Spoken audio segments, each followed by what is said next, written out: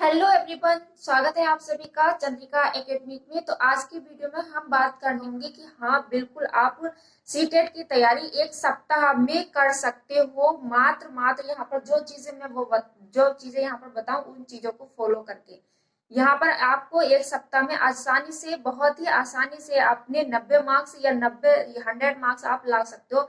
कहने का मतलब है सीटेट के एग्जाम को क्वालिफाई कर सकते हो। बस जो जो यहाँ पर मैं बताऊं उसको फॉलो करना है आप सभी को। तो ये चौंकने वाली बात नहीं है कि चौंक जाओ कि आश्चर्यजनक हो कि ऐसा कैसे हो सकता है कि जो बंदे 6-6 महीने तक तैयारी करते हैं सीटेट के एग्जाम की उनका ही नहीं निकल पाता, तो हमारा कैसे निकल पाएगा। भी किसी भी एग्जाम को निकालने के लिए एक एक अच्छी रणनीति, एक अच्छी स्ट्रेटेजी होनी चाहिए और स्मार्ट वर्क होना चाहिए। तो स्मार्ट वर्क आप चाहे, अगर स्मार्ट वर्क आप नहीं कर रहे हो, चाहे आप एक साल से सीटेट की तैयारी कर लो तो भी आपसे सीटेट नहीं निकलेगा। लेकिन स्मार्ट वर्क करने के साथ साथ एक अच्छी स्ट्रेटेजी को फॉलो करे ना, तो हम 7 दिन में भी अपना सीटेट का एग्जाम क्लियर कर सकते हैं। वो कैसे, यहाँ पर आप वीडियो के अंत तक बने रहिएगा। और चैनल पर नया है तो चैनल को सब्सक्राइब जरूर कीजिएगा, लाइक कीजिएगा और ज्यादा से ज्यादा शेयर करके सपोर्ट भी कीजिएगा। तो जैसे कि हम जानते हैं सीटेट का जो एग्जाम होने वाला है जुलाई में, वो अब मात्र मात्र 1 महीना ही मान लीजिए, क्योंकि जून जून बाकी बचा है, मई भी अब ये जाने वाला है, तो जून है। तो यहाँ पर मैं सिर्फ 7 दिन की स्ट्रेटेजी बता रही हूँ किस तरीके से आप 90 मार्क्स या 90 या 95 मार्क्स से 100 मार्क्स के लगभग में ला सकते हो। वो किस प्रकार से हमें सीटेट के एग्जाम को क्वालिफाई करना है। सबसे पहले यहाँ पर हम बात करते हैं पैरालॉजी, जिसका नाम सुनते ही बच्चे ना घबरा जाते हैं या लर्नर्स घबरा जाते हैं, यार पैरालॉजी किस प्रकार से होगी। और पैरालॉजी सारा का सारा बच्चे से सेंटर्ड होता है। मतलब बच्चे को किस प्रकार से पढ़ाना है, उसको किसी चीज का टॉपिक या किस प्रकार से समझाना है, वो किस तरीके से इन्वॉल्व करता है। क्या हम उसको इन्वायरमेंट में लेकर कोई चीज सिखा सकते हैं या नहीं सिखा सकते हैं, क्या उसके जीवन से के साथ इंटरेक्ट करके जिन चीजों को सिखाते हैं, सारा का सारा बच्चे से संबंधित होता है पेडागोजी। और पेडागोजी एक ऐसा वो है जो 15 मार्क्स का पूछा जाता है हर समय। हिंदी में लीजिए 15 मार्क्स का पूछा जाएगा, इंग्लिश में भी 15 मार्क्स का, अगर आपने संस्कृत लैंग्वेज ली है तो उसमें भी 15 मार्क्स का हो जाएगा आप सभी का। ठीक है, और मैथ में भी, मैथ में 20 का कंटेंट, 10 की पेडालॉजी आती है। ऐसे ही सोशल स्टडी का, मैं सेकंड पेपर की बात यहाँ पर कम कर रही हूँ क्योंकि सेकंड पेपर भी हो जाएगा पास 90 मार्क्स से, लेकिन कम बता रही हूँ यहाँ पर। तो यहाँ पर जैसे कि पैरालॉजी अगर हमने एक भी सब्जेक्ट की पढ़ी, तो ये तीनों सब्जेक्टों में जो हमने लैंग्वेज चुनी है उन तीनों में ही हमारे लिए हेल्पफुल रहेगी। उन तीनों में क्या रहेगी, हेल्पफुल रहेगी। ठीक है, मैथ की चलो पैरालॉजी हम अलग हटा देते हैं, लेकिन इन तीनों में बिल्कुल हेल्पफुल रहने वाली है। तो मान के चलिए 15 नंबर की है, 15 की है, 15 की है, 15 की 15, 15 दूनी 30, 30 मार्क्स मान लेते हैं, क्योंकि यहाँ पर हम दो ही लैंग्वेज तो चुनते हैं। तो 30 नंबर यहाँ पर मानेंगे तो हम ज्यादा से ज्यादा 25 मार्क्स यहाँ पर मान लेते हैं। 25 मार्क्स अगर हम पैरालॉजी के लाकर, पैरालॉजी बगैर पढ़े ही और बच्चों को सेंटर में रखकर ही हम उसको करें सोल्व, और तो बहुत ही आसानी से हम 25 नंबर ला सकते हैं पैरालॉजी में। ठीक है, तो 25 नंबर हमें करना क्या है, हिंदी पेडालॉजी या इंग्लिश पेडालॉजी को देखकर, तो किसी भी सब्जेक्ट की एक बार पेडालॉजी पढ़ लीजिए। और वही पेडालॉजी हर सब्जेक्ट में थोड़ी बहुत ही अलग होती है ना, तो बिल्कुल भी अलग नहीं होती, सारी की सारी मिक्स आती है। कभी ना कभी तो पता क्या होता है, जो मनोवैज्ञानिक होते हैं ना, इन मनोवैज्ञानिकों को पेडालॉजी में भी डाल दिया जाता है, मतलब उनके आधार पर भी क्वेश्चन पूछ लिए जाते हैं। ठीक, तो इसलिए मैं कह रही हूँ कि आपका कितने मार्क्स के 30 मार्क्स की पेडालॉजी है, तो आप मानिए दो सब्जेक्टों के बारे में बता रही हूँ, हिंदी और इंग्लिश में, तो आप मानिए 25 नंबर तो आप वहां से कंफर्म ले आएंगे। फ्री के नंबर है ये, आपके ये समझ लीजिए। ठीक है, तो 25 नंबर तो ये हुए आपके पेडालॉजी को। पेडालॉजी कहाँ से तैयार करनी है, यूट्यूब पर बहुत ज्यादा सर्च कर लीजिए पेडालॉजी के बारे में, वहां से तैयार कर सकते हो आप। अब बात आती है दूसरी, previous paper. Previous year paper को तो यहाँ तो मैं हर वीडियो में आप सभी से कहती आ रही हूँ कि प्रीवियस ईयर तो आपके लिए एक ऐसी की है, एक गोल्डन की है, जो आपको सीटेट को बिल्कुल क्लियर मार्क दिखाती है कि हाँ बच्चे बच्चे पढ़ ले, इसको आराम से पास कर लेगा सीटेट का एग्जाम।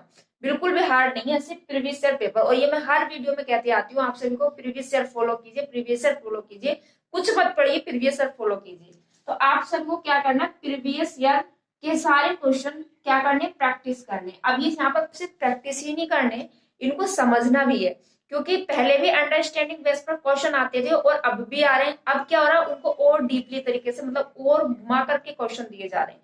बस उनको समझना होता है, किस प्रकार से समझोगे, किस तरीके से सीटेट को क्लियर करना है। तो सीटेट के जो प्रीवियस ईयर पेपर है उनको तो हमें पढ़ना ही है, साथ साथ में उनके क्वेश्चनों को पढ़कर समझना भी है। और फिर साथ साथ में हमें और क्या करना है, और क्या करना है, इसके साथ में हम ले लेते हैं ये मॉक टेस्ट।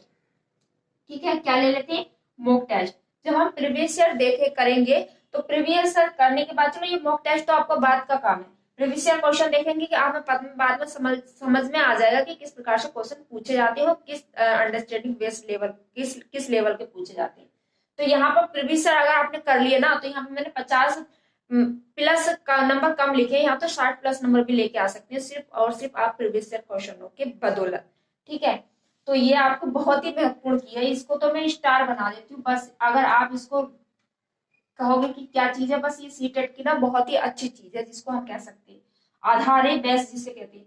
अब तीसरा नंबर पे हम पढ़ सकते हैं, पढ़ना चाहें तो देखो पेडालॉजी होगी, ये बता दी हर सब्जेक्ट की, और प्रीवियस ईयर क्वेश्चन इतने कर लोगे तो ये भी काफी। लेकिन फिर बाद में ये एनसीएफ और एनईपी 2020 से भी क्वेश्चन बनकर आए। 2021 में जब ऑनलाइन एग्जाम हुआ था, उसमें एनईपी से भर भर के क्वेश्चन आए थे। किससे? एनईपी 2020 आए थे ना, उसमें से बहुत सारे क्वेश्चन आए थे, और एनसीएफ से भी पूछे जाते हैं क्वेश्चन, तो इसको भी पढ़ लेना, यूट्यूब पे सर्च करके। फिर हेरिडिटी एंड इन्वायरमेंट से भी बहुत ज्यादा क्वेश्चन आते हैं, क्योंकि हर साल आते हैं, और कई सारे आते हैं, और डेवलपमेंट से भी क्वेश्चन आते हैं, तो ये भी पढ़ लेना। जेंडर से भी आते हैं, और अब एक टॉपिक और जुड़ा है सोशलाइजेशन, उससे भी क्वेश्चन बनते हैं, उससे 1 या 2 क्वेश्चन बनता है, उसको पढ़ लेना। फिर लर्निंग डिसऑर्डर से, लर्निंग डिसऑर्डर दे, देखो लर्निंग डिसऑर्डर अलग से टॉपिक है, लेकिन इसको भी यहाँ पे पढ़ा, और ये हमारी किसमें, संस्कृत की पैडालॉजी में भी, या संस्कृत के पैडालॉजी में भी हमारे लिए हेल्पफुल रहता है, और हिंदी की पैडालॉजी में भी हमारे लिए हेल्पफुल रहता है, और इंग्लिश की पैडालॉजी में भी हेल्पफुल रहता है, तो इसको भी पढ़ लेना आप सभी को। असिस्टेंट एंड एवुलेशन को बहुत अच्छे से पढ़ लेना। यहाँ पे सतत विकास है वो किस प्रकार से होता है, या आकलन हम कैसे करते हैं, मूल्यांकन कैसे करते हैं, इनमें से भी 1-2 क्वेश्चन बन जाते हैं। तो मान के चलिए हम यहाँ पर कितने क्वेश्चन मान के चले, 15 क्वेश्चन मान के चल लेते हैं, 15 से प्लस में। तो यहाँ पर आप 15 इन सारे को पढ़ लोगे ना, 15 से 20 नंबर यहाँ पर आप गेन कर सकते हो बहुत ही आसानी से। तो हम यहाँ पर 20 ही मान लेते हैं, क्योंकि इन टॉपिक से 2-2, 3-3 क्वेश्चन बन जाते हैं हर इसमें, तो 20 मान लेते हैं यहाँ पर। अब आती है मनोवैज्ञानिक की बात, क्योंकि मनोवैज्ञानिक बहुत ही इंपॉर्टेंट है, हर मनोवैज्ञानिक पूछा जाता है, हर साल पूछा जाता है।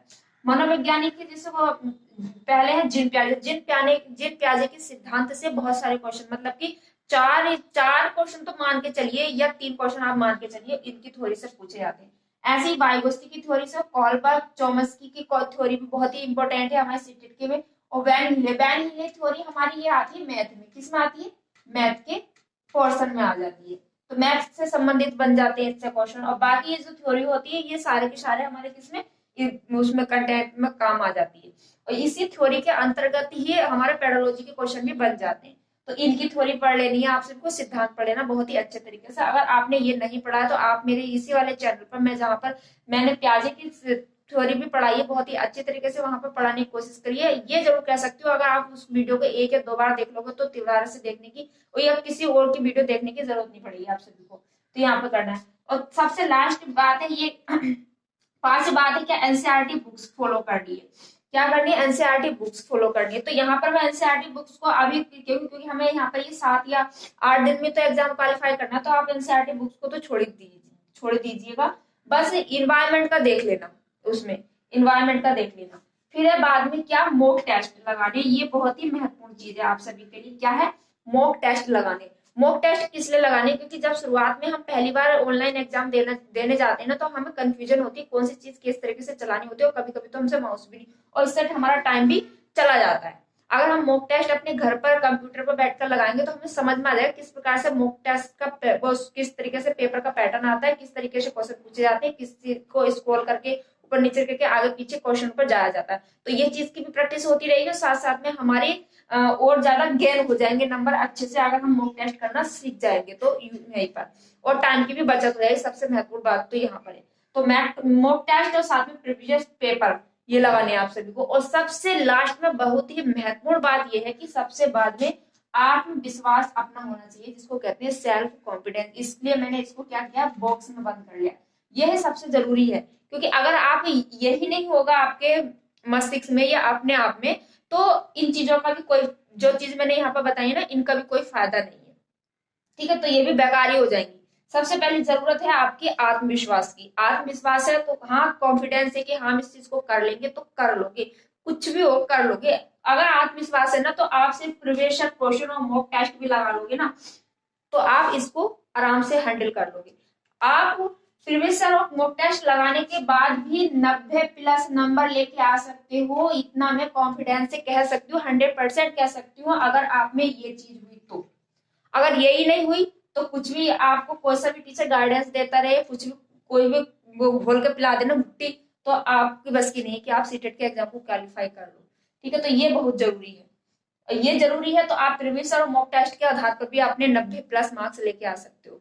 तो ये थी कुछ इन्फॉर्मेशन, आप ये थी कुछ गाइडेंस पेपर को किस तरीके से निकाला जाए और क्या क्या चीजें हमें स्मार्ट स्टडी के तहत करनी चाहिए। तो आशा करती हूँ आप सभी को बहुत ही अच्छे से समझ में आ गई होंगी। तो आज की वीडियो में बस इतना ही, मिलते हैं नेक्स्ट वीडियो में, तब तक के लिए हंसते रहेगा, मुस्कुराते रहेगा, और चैनल पर नए आए तो चैनल को सब्सक्राइब जरूर कीजिए, लाइक कीजिए और ज्यादा से ज्यादा शेयर करके सपोर्ट भी कीजिए। और कमेंट बॉक्स में कमेंट करके ये बताइए कि आप सभी को ये जो अनुभव है, ये जो मैंने बताया आप सभी के लिए, कि आप सभी को अच्छा लगा या नहीं लगा। ठीक है, जय हिंद, वंदे मातरम।